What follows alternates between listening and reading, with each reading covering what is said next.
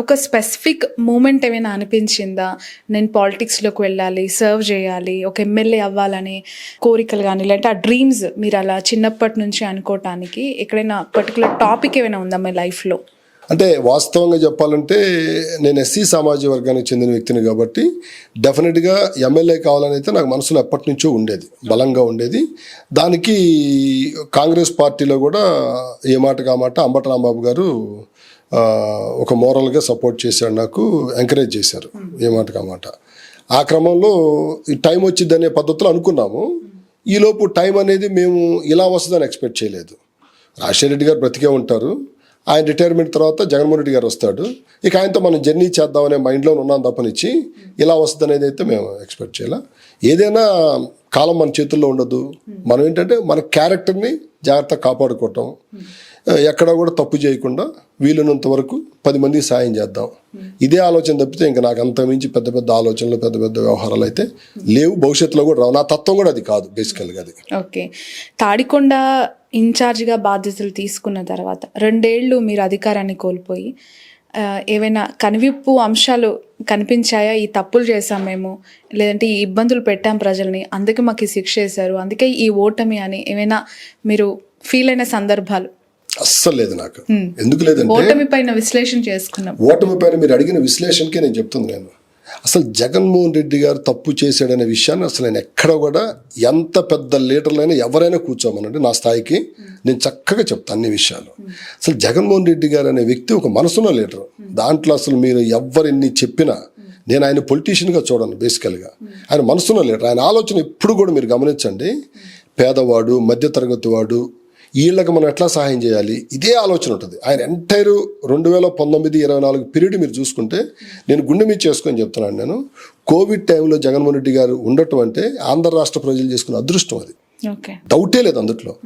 ఆయన కాకుండా కనుక ఉంటే ఆంధ్ర రాష్ట్రంలో ఎంతమంది, ఎన్ని వేల మంది చచ్చిపోయేవాళ్ళో ఆ భగవంతుడికే తెలియాలి. నిజంగా చెప్తున్నాను నేను. అసలు నిజంగా ఆయన ఉన్నటువంటి అదృష్టం, అంతేకాదు అసలు అది ఆంధ్ర రాష్ట్ర ప్రజలు మర్చిపోయారంటే ఇక అది నేనేం మాట్లాడలేను. కానీ నేను లిటరల్గా చెప్తున్నాను, నేను ఎంత సర్వీస్ అంటే అబ్బబ్బబ్బా అసలు ఊహలకు అందదనమాట. అంతే కదా, వాలంటరీ వ్యవస్థ కానివ్వండి, వీళ్ళ కోసం పెట్టినట్టున్నాడు ఆయన, సచివాలయ వ్యవస్థ కానివ్వండి. అసలు మా కళ్ళ ముందు ఇట్ట ప్రాణాలు పోతుంటే అసలు మాకు మీటింగులు, మీరు ప్రజల్లోకి వెళ్ళండి, కూరగాయలు పంచామా, సరుకులు పంచామా, మాకు అసలు మా మూలంగా మా తల్లిగారికి కరోనా వచ్చింది, మా ఇంట్లో అందరికి వచ్చింది. అయినా కూడా మా అమ్మ 25 రోజులు కరోనా హాస్పిటల్లో ఉంది. ఎక్కడ కూడా మేము, ఆయన చెప్పాడు ఇక వెళ్ళిపోయాం మేము ఫీల్డ్లోకి. అంత పెద్ద లీడరు 2 సంవత్సరాల పాటు మీరు నమ్మండి, కరోనా టైంలో ఎంత సర్వీస్ అంటే ఒక్క రూపాయి పెట్టుబడి పెట్టాడు చెప్పండి. ఇంట్లో కూర్చుంటే, సింపుల్గా చెప్తాను మీకు నేను, ఇది ఆంధ్ర రాష్ట్ర ప్రజలు మరి ఎందుకు మర్చిపోయారు నాకైతే తెలియదు, కానీ జీవితంలో మర్చిపోలేనటువంటి సంఘటన అది కరోనా అనేది. అట్లాంటి టైంలో ఒక గొప్ప లీడర్ దొరికాడు మాకు. ఆ లీడరు సింపుల్ అండి, నాకు తెలిసినటువంటి ఒక ఫ్రెండ్ సర్కిల్లో ఏ ఏజ్లో కరోనాకి 1,20,00,000 రూపాయలు ఖర్చు పెట్టాడు ఒక ఆయన బ్రతకటం కోసం. జగన్మోహన్ రెడ్డి గారు ఒక వృక్షాబండి దొక్కునే వ్యక్తి కావచ్చు, ఎవరైనా కావచ్చు, వాలంటీర్స్, ఒక ఇంట్లో ఒక మనిషి తుమ్మాడరా అంటే అతను తుమ్మాడన్న సంగతి అతను చెప్పవసరం లేదు, పక్కింట్లో వాళ్ళు వాలంటీర్కి చెప్తే వాలంటీర్ యాదృచ్ఛికంగా ఇంటికి పంపించేవాళ్ళం మేము. అమ్మ మీకు టెస్ట్ చేయాలని. ఈ టెస్ట్ చేసి రిపోర్ట్ వచ్చే లోపే క్వారంటైన్ చుట్టూతో ముగ్గేయటం, కేర్ తీసుకోవటం, ఆ ఇంట్లో వ్యక్తికి కరోనా వచ్చిందని తెలియగానే స్పాన్ ఆఫ్ అవర్స్లోనే అనమాట ఇదంతా కూడా. తెలియగానే వెంటనే 108 వెహికల్ వచ్చేటప్పటికి హాస్పిటల్లో బెడ్ రెడీ చేసి పెట్టాం. ఏ hospitals? Corporate hospitals. Bed ready చేసి పెట్టాం, అక్కడ తీసుకెళ్ళటం, వాళ్ళకి నాన్ వెజ్తో సహా మంచి ఫుడ్, బ్యూటిఫుల్ ఫుడ్, ఒక కార్పొరేట్ వైద్యం. ఎక్కడ కూడా అసలు మరణాల సంఖ్య అమెరికా కూడా అతలాకుతలం అయిపోయింది, గుర్తుంచుకోండి. ఇవన్నీ మంచి చేసిన అంశాల్లోకి వస్తాయి. ఇంత ఏమంటారు, ప్రజలకి అవకాశం ఉన్న ప్రతి చోట మీరు అనేక కార్యక్రమాల ద్వారా ప్రజల్లో ఉన్నారు, వాళ్ళకి కావాల్సినవన్నీ చేశారు. అడగకుండానే చేయడం వల్లనే ఈ రిజల్ట్ వచ్చిందని మీ పార్టీ ఎమ్మెల్యే కేతిరెడ్డి గారు కూడా గతంలో అన్నారు.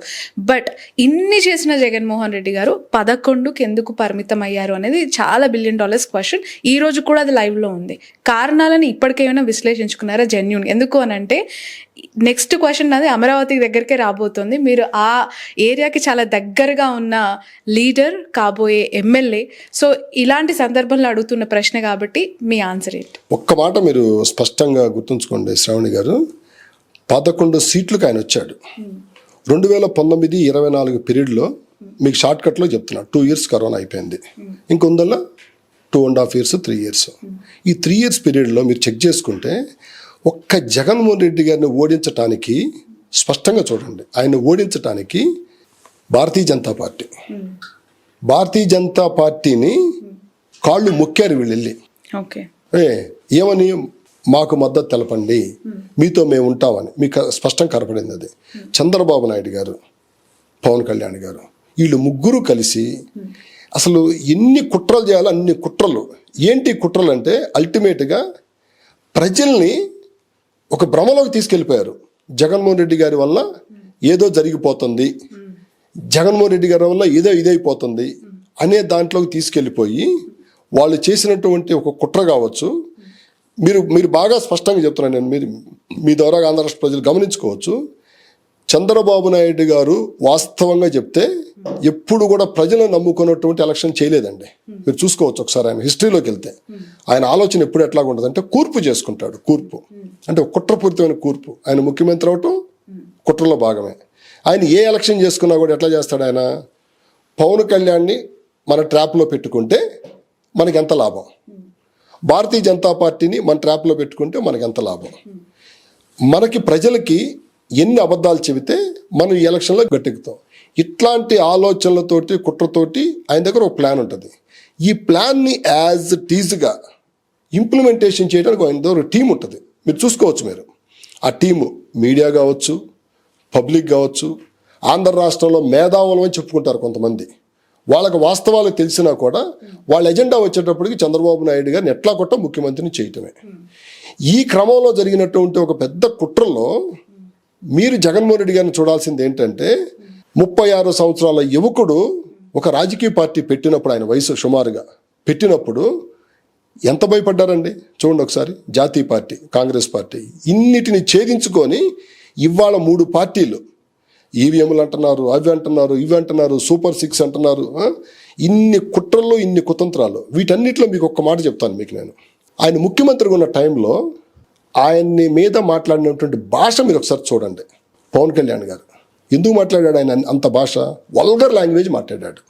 ఏ జగన్ ఎట్లాంటి భాష మాట్లాడాడు? ఎక్కడన్నా జగన్మోహన్ రెడ్డి గారు మాట్లాడిన భాషలో 3 మ్యారేజెస్ 3 మ్యారేజెస్ గురించి తప్పితే ఎక్కడ కూడా నోరు ఇంత కూడా తప్పు మాట్లాడిన దాఖలాలే మీరు చూడండి ఒకసారి వాస్తవంగా. అయితే అది కుట్రలో భాగం అంటున్నాను నేను. పవన్ కళ్యాణ్ గారు జగన్మోహన్ రెడ్డి గారిని ఇష్టం వచ్చినట్టు తిట్టడం, మాట్లాడటం, రెచ్చగొట్టడం అనేది చూశారు కదా. అది ఏంటంటే ఎప్పుడైతే జగన్మోహన్ రెడ్డి గారు తిట్టడు, ఆయనకు సంబంధించినటువంటి పార్టీ కార్యకర్తల నాయకులు కోపం వస్తుంది. ఈ కోపం వచ్చి తిట్టిన దాన్ని మొత్తం కూడా ఎక్కడైతే పవన్ కళ్యాణ్కి సంబంధించినటువంటి వర్గం ఉందో, పవన్ కళ్యాణ్ సంబంధించిన వ్యక్తులు ఉన్నారో వాళ్ళందరినీ రెచ్చగొట్టడానికి చంద్రబాబు నాయుడు గారు వాడినటువంటి ఒక వెపనే పవన్ కళ్యాణ్.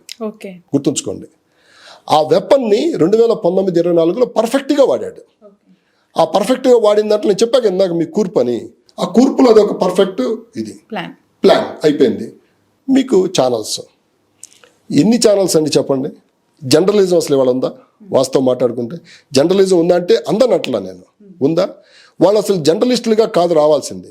వాళ్ళు అసలు ఆల్రెడీ బయటకు వచ్చేసి ఒక డిబేట్లో పాల్గొని అసలు చంద్రబాబు నాయుడు గారి తరఫున మాట్లాడితే బాగుంటుందని నేను చాలాసార్లు అనుకుంటా. చాలామంది ఛానల్స్ ఎవరైనా కావచ్చు, అంటే నేను మాట్లాడటం రైటా రాంగ్ అనేది పక్కన పెడితే ఇది ఖచ్చితంగా వాస్తవం కాదంటే ఒక చర్చ పెట్టమనండి, దీని మీద మేము మాట్లాడతాం, తప్పేం కాదు అది. అట్లా ఛానల్స్, యూట్యూబ్ ఛానల్స్, మేధావులు అని చెప్పుకునేవాళ్ళు ఇంతమంది కుట్రలు చేస్తే మా సైడ్ చూపించండి. ఆ ప్లాట్ఫామ్ ఒకే ఒక్కడు కదా, మా ఓటు వాళ్ళం అంతే కదా. వైఎస్ఆర్ కాంగ్రెస్ పార్టీకి జగన్మోహన్ రెడ్డి గారు, ఆఖరికి జగన్మోహన్ రెడ్డి గారికి సంబంధించినటువంటి పర్మనెంట్ ఓటు బ్యాంకును కూడా తెలుగుదేశం పార్టీ డిస్టర్బ్ చేసింది లాస్ట్ ఎలక్షన్. మరి డిస్టర్బ్ చేసే క్రమం ఇవాళ మరి చూస్తూ ఉంటే ఈ రోజుకి జగన్మోహన్ రెడ్డి గారు హీరోనే, దాంట్లో డౌటే ఉంది. ఈరోజు ఆయన ప్రతిపక్షంలో ఉన్నా కూడా ఇవాళ వాళ్ళకి నిద్ర పట్టట్లేదు. ఇవన్నీ మీకు స్పష్టంగా కనపడతా ఉన్నాయి. అందుకని మేము 11 సీట్లకు వచ్చాము అని అంటే 11 సీట్లకు వచ్చాము.